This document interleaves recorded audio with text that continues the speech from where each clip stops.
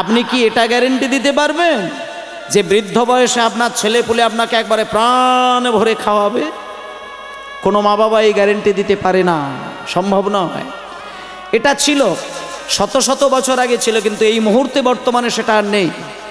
এখন যে যত বড় বড় অফিসার হয়েছে তার মা বাবাদেরকে তত বড় বড় বৃদ্ধাশ্রমে রাত কাটাতে হচ্ছে। কিন্তু একটা মাতাল ছেলে, সে মাকে কিন্তু বৃদ্ধাশ্রমে পাঠানোর কথা ভাবে না। চাষ করে খায়, রাজমিস্ত্রি কাজ করে খায়, এরকম ছেলে মা বাবা বৃদ্ধাশ্রমে পাঠায় না। বড় বড় অফিসার, আমি প্র্যাকটিক্যাল কথা বলে দিই আপনারা বৃদ্ধাশ্রমে যাবেন, আমার কথা শুনে মায়েদেরকে জিজ্ঞেস করবেন। আমি অনেক বৃদ্ধাশ্রমে কাটিয়েছি, দিন কাটিয়েছি, সময় দিয়েছি। অনেক মা বাবা কানে কানে আমি প্রশ্নও করেছি। শত শত মা বাবার সঙ্গে আমার পরিচয় হয়েছে বৃদ্ধাশ্রমে গিয়ে। যারা যারা বৃদ্ধাশ্রমে বসে বসে একেবারে ঠকঠকে বৃদ্ধ মা বাবা এক জায়গায় বসে বসে শুধু নিজে নিজে কাঁদছে, তাদের কাছে গিয়ে যদি প্রশ্ন করেন দেখবেন তার ছেলে মেয়েগুলো কিন্তু বড় বড় ভদ্র অফিসার। তাহলে আপনি কোথায় ধর্ম পালন করবেন? মাকে খেতে দেয় না, বাবাকে খেতে দেয় না, অথচ বৈষ্ণব সেজে বসে আছে। এ বৈষ্ণব ভগবানের সেবার উদ্দেশ্যে নয়। তাই জন্য বলি, ভালো আপনি বেসেছেন সন্তানকে, আর আপনি আপনার সবথেকে মূল্যবান রত্ন, অর্থ, টাকা পয়সা সব সন্তানের পিছনে দান করে দিলেন, খরচা করে দিলেন। তৈরি থাকবেন, প্রতিদানে সন্তান আপনাকে ব্যথা দেবে, ভালোবাসা দেবে না। আর সেই ব্যথা সহ্য করতে না পেরে আপনাকে একদিন মরতে হবে। তাহলে ভালোবাসলে ব্যথা পেতে হয়, কষ্ট পেতে হয়। আজকে রাধারানীকেও দেখে নেন। রাধারানী কৃষ্ণকে খুব ভালোবাসেন। কেমনভাবে ভালোবাসেন? একটা কথা বলি। একদিন কৃষ্ণকে বলছে, প্রাণনাথ, আমি একটা কথা বলবো। আমি তোমাকে কতটুকু ভালোবাসি জানো? তোমার থেকে অনেক বেশি সুন্দর, অনেক বেশি সুন্দর দেবতা। আমি তাকে চোখের সামনে থেকে দেখেছিলাম প্রাণনাথ, কিন্তু তার রূপে আমার মন টলেনি। তিনি কে? তিনি হচ্ছেন কামদেবতা। কামদেবতা হচ্ছে এমন একজন দেবতা যে কৃষ্ণের থেকে অনেক গুণ বেশি সুন্দর। কেউ যদি সুন্দর হতে চায়, কেউ যদি সুন্দর সাজতে চায়, সারা জীবন সুন্দর হয়ে থাকতে চায়, তাকে কামদেবতার শরণ নেওয়ার দরকার। কারণ সুন্দরের পূজারী হচ্ছে কামদেব, আর কৃষ্ণের থেকে অনেক গুণ বেশি সুন্দর হচ্ছে কামদেবতা। তার রাধারানী বলছেন, প্রাণনাথ, আমি কামদেবতাকে না আমার একেবারে চোখের সামনে থেকে দাঁড়িয়ে থাকতে দেখেছি, কিন্তু বধূ আমি তার রূপে মন আমার টলেনি। আমি ইন্দ্রকে দেখেছি, আমি বরুণ দেখেছি, আমি সোম দেখেছি, আমি চন্দ্র দেখেছি, কিন্তু তবু আমি একটা কথা বলবো, বধূ, তুমি ছাড়া আমি কিছু জানি না। এই রাধারানী কৃষ্ণকে ভালোবেসেছেন। কিন্তু মায়েরা, ভালোবেসেছিল বলেই 1-2 বছর 10 বছর নয়, 100টা বছর রাধারানীকে এক জায়গায় কেঁদে কেঁদে পাষাণ হয়ে যেতে হয়েছিল। এবং 100 বছর যখন রাধারানী কাঁদলেন, তখন ওই রাধারানীর চোখের জল মোছানোর জন্য একজন দেবতা, তিনি হচ্ছেন নারদ মুনি। মায়েরা, নারদ মুনিকে লোকে বলে উনি নাকি ঝগড়ার ঠাকুর। কেউ যদি মনে হয় যে আমি হিংসা করে পাশের বাড়ির লোকের বাড়িতে ঝগড়া বাঁধাবো, তাহলে নারদের উপাসনা করতে হবে। কারণ নারদ হচ্ছে ঝগড়াকে বাড়িয়ে দিতে পারে, কিন্তু ঝগড়াকে কমিয়ে দিতে পারে না। তা আজকে সেই নারদ মুনি এসেছেন রাধারানীর কাছে। হে কুলে নারদ মুনি চিনতে মনে মনে, হরি হরি মনি চিনতে মনে মনে, কুলে নারদ মুনি চিনতে মনে মনে, হে কুলে নারদ মুনি চিনতে মনে মনে, হে কুলে নারদ মুনি চিনতে মনে মনে। কোথারে শুদ্ধ ভক্তি পাইব কেমনে, শুদ্ধ ভক্তি পাইব কেমনে, কোথারে শুদ্ধ ভক্তি পাইব কেমনে, কত হতে শুদ্ধ ভক্তি পাইব কেমনে। এত চিনতে নারদ মুনি ঢেকিয়ার হনে, এত চিনতে নারদ মুনি ঢেকিয়ার হনে, নারদ মুনি ঢেকিয়ার হনে। দাঁড়াও দাঁড়াও দাঁড়াও মায়েরা, নারদের বাহন কে? নারদের বাহন কিন্তু ওই বিনা যন্ত্র নয়, নারদের বাহন হচ্ছে ঢেকি। নারদ ঢেকির ওপরে বসে ঢেকিকে বলে, এই ঢেকি আমাকে অমুক জায়গায় নিয়ে চল। ঢেকি অনায়াসেই তাকে নিয়ে চলে যায়। এবার সেই নারদ ঢেকির ওপরে বসে বলল, আমাকে বৃন্দাবনে নিয়ে চল। এবার সঙ্গে সঙ্গে ঢেকে নিয়ে এলো বৃন্দাবনে। আর বৃন্দাবনে এসে কি কাল ঘটলো দেখুন মায়েরা। এবার এত চিনতে নারদ মুনি ঢেকি আরোহণে, এত চিনতে নারদ মুনি ঢেকি আরোহণে, এত চিনতে নারদ মুনি ঢেকি আরোহণে। আর নাচিতে নাচিতে যায় মধুর বৃন্দাবনে, হরি হরি নাচিতে যায় মধুর বৃন্দাবনে, নাচিতে নাচিতে যায় মধুর বৃন্দাবনে।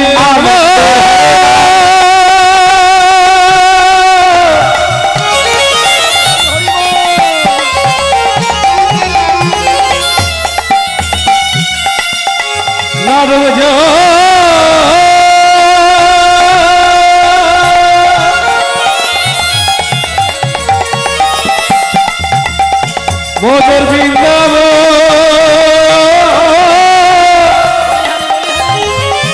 মধুর বৃন্দাবন। এত চিনতে নারদ মুনি ঢেকি আরোহণে, নারদ মুনি ঢেকি আরোহণে। আর নাচিতে নাচিতে যাই মধুর বৃন্দাবনে, নাচিতে নাচিতে যাই মধুর বৃন্দাবনে, নাচিতে নাচিতে যাই মধুর বৃন্দাবনে। আনন্দ ধরে না, আনন্দ ঘটে না, আনন্দ ধরে না, আনন্দ ঘটে না। নারদ মুনির মনে আনন্দ ধরে ওই না নারদ মুনির মনে আনন্দ ধরে না, নারদ মুনির মনে আনন্দ ধরে না, নারদ মুনির মনে আনন্দ ধরে না। নারদ মুনির মনে বৃন্দাবনে যাবে বলে, হরি হরি যাবে বলে, নারদ মুনির মনে যাবে বলে, নারদ মুনির মনে যাবে বলে, নারদ মুনির মনে আনন্দ ধরে না, আনন্দ ধরে না, আনন্দ ধরে না। দাঁড়াও, নারদ মুনি আজকে মনে মনে চিন্তা করছে আমি এবার শান্তির জন্য একটু বৃন্দাবনে যাব। কারণ যুদ্ধ, ঝগড়া, খুন খারাপি এসব দেখতে দেখতে দেখতে দেখতে দেখতে দেখতে আমার শরীর একেবারে জ্বালায় জ্বালায় ঝালাপালা হয়ে যাচ্ছে, আমার আর ভালো লাগছে না। এইবার আমি ছুটে যাব বৃন্দাবনে, বৃন্দাবনে গিয়ে আমি একটু শান্তির সাগরে ডুব দেব। মায়েরা, একমাত্র মানুষ বৃন্দাবনে গেলে শান্তি পায়, এটা মানুষেরও আশা, দেবতাদেরও আশা। তাই আজকে দেবতাদের মধ্যে নারদ মুনি, মুনিশ্রেষ্ঠ নারদ।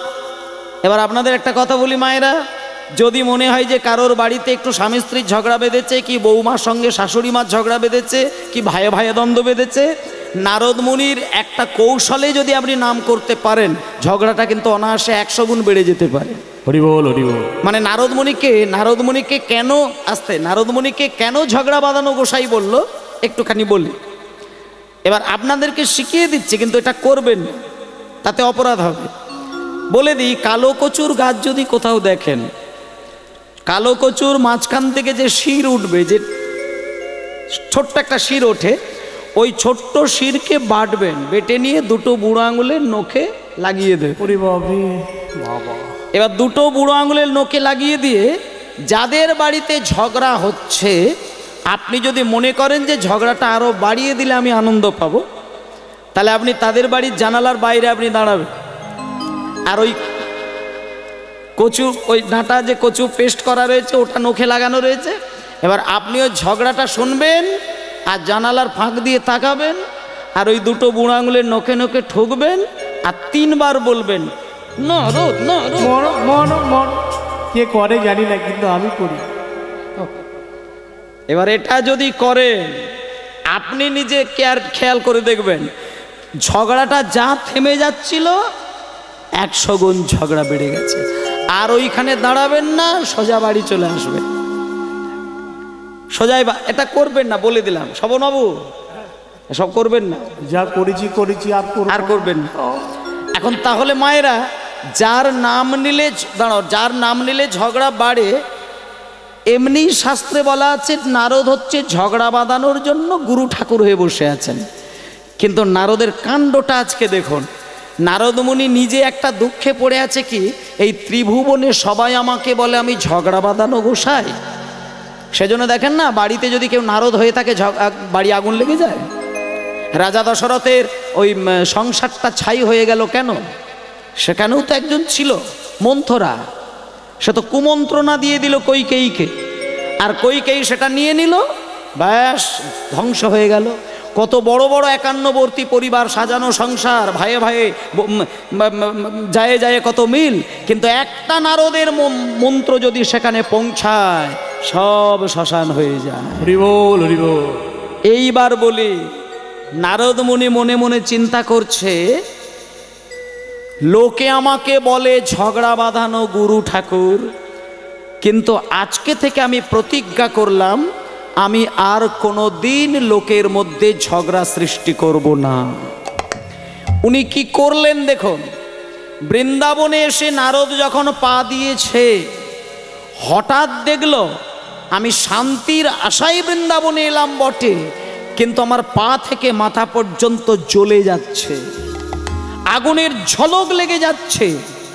এটা নিশ্চয়ই কোনো কারোর বিরহ জ্বালা। মায়েদের একটা কথা বলি, বিরহ জ্বালার থেকে তীব্র জ্বালা বা যন্ত্রণা মানুষের জীবনে অন্য কোনো জ্বালা হতে পারে না।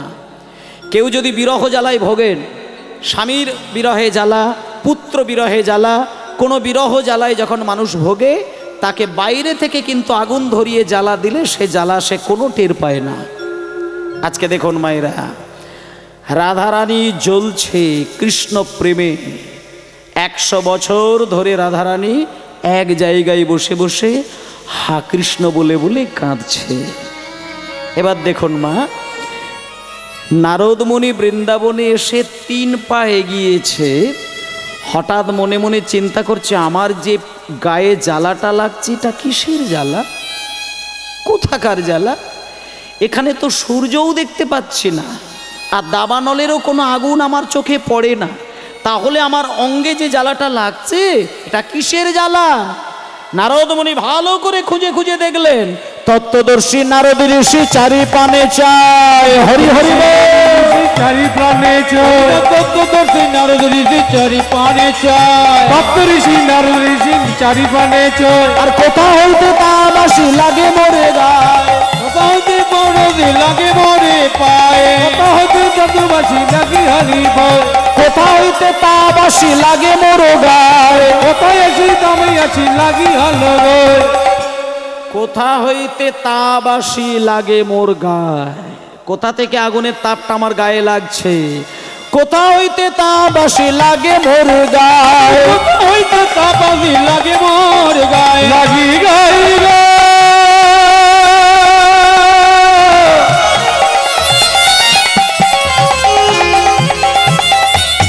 ওই না তার লাগি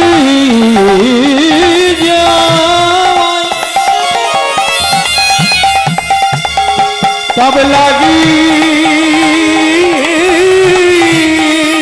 বলি হরি বলি হরি, তব লাগি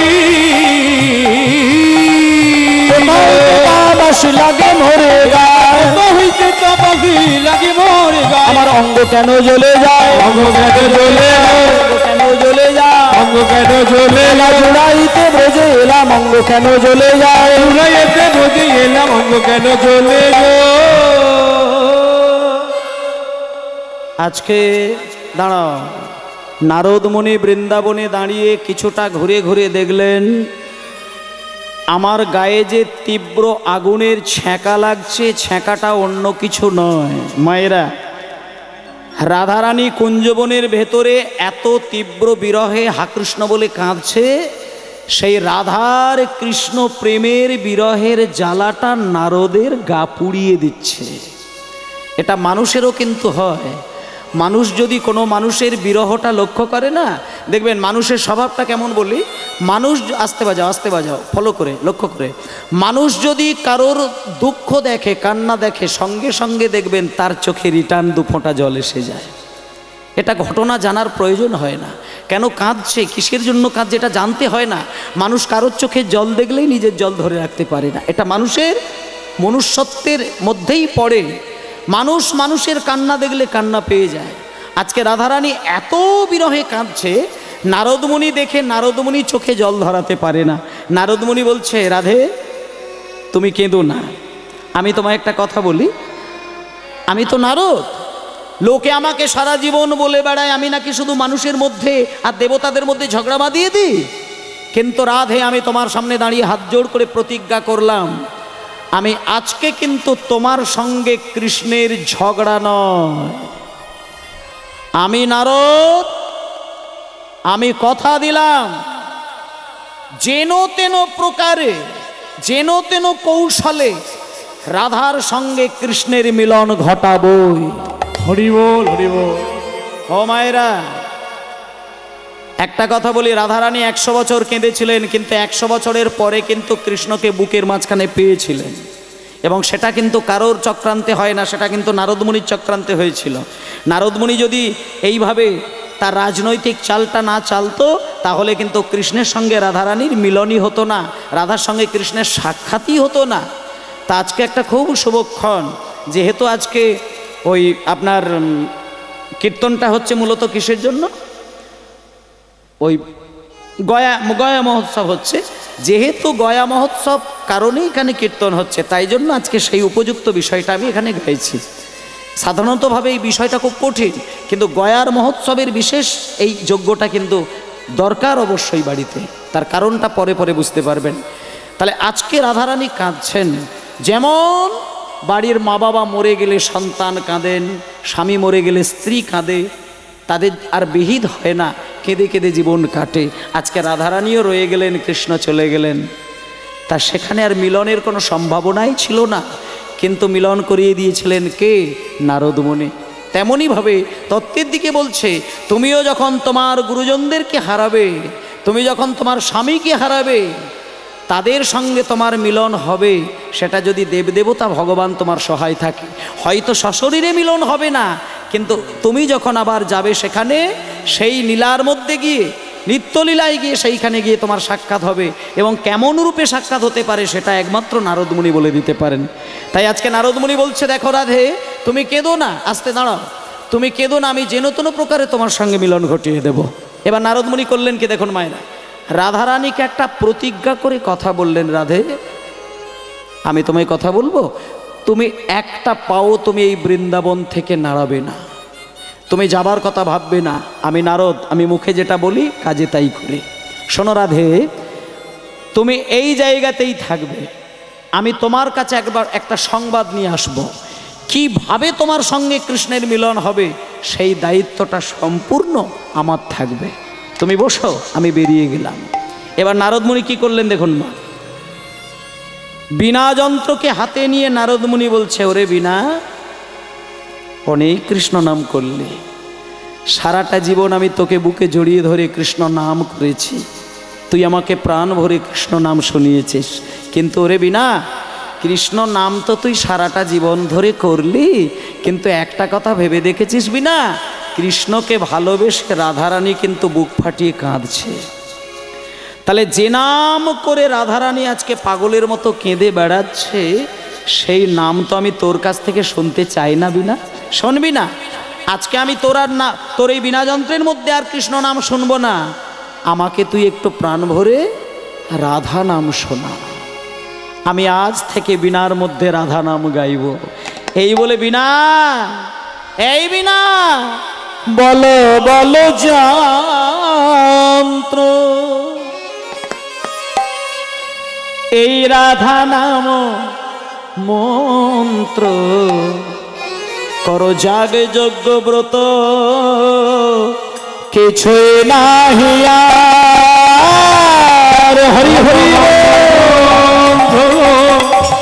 রাধা নাম মন্ত্র, জাগে যোগ কিছু নাহি আর, বল বল যন্ত্র, রাধা নাম মন্ত্র, যাগ যজ্ঞ ব্রত, কিছু নাহি আর, বল যন্ত্র, রাধা নাম মন্ত্র, জাগে যোগ ব্রত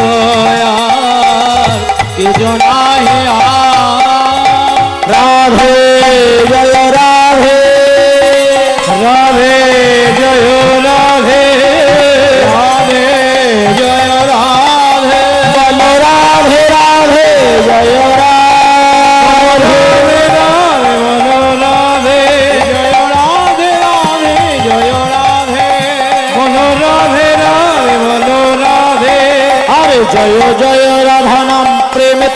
তরঙ্গিনী জয় রাধা নামে প্রেম তরঙ্গিনী জয় রাধা নামে প্রেমে তরঙ্গিনী প্রেম তরঙ্গিনী নাম সুধা তরঙ্গিনী প্রেম তরঙ্গিনী নামে সুধা তরঙ্গিনী প্রেম তরঙ্গিনী নামে সুধা তরঙ্গিনী রাধা নাম জপিতে জপিতে ওঠে অমৃতের খনি জপিতে ওঠে অমৃত জন জপিতে জপিতে ওঠে অমৃতের খনি জপিতে ওঠে অমৃতের ক্ষণ রাধা নামের স্বাদ ভালো জানেন ব্রজের নীলমণি রাধা নামের স্বাদ ভালো জানে ব্রজের গুণমণি ভালো জানে ব্রজের গুণমণি আর বাসে আমরে গান করেন দিবস রজনী লম্বে গান করে জননী যদি আর বাসে আমরে গান করেন দিবস রজনী লম্বে গান করে দিবস রজনী রাধা নাম গে গৌর হলেন ব্রজের গুণমণি রাধা নাম গে গৌর হলেন ব্রজের গুণমণি রাধা নাম গে গৌর হলেন ব্রজের গুণমণি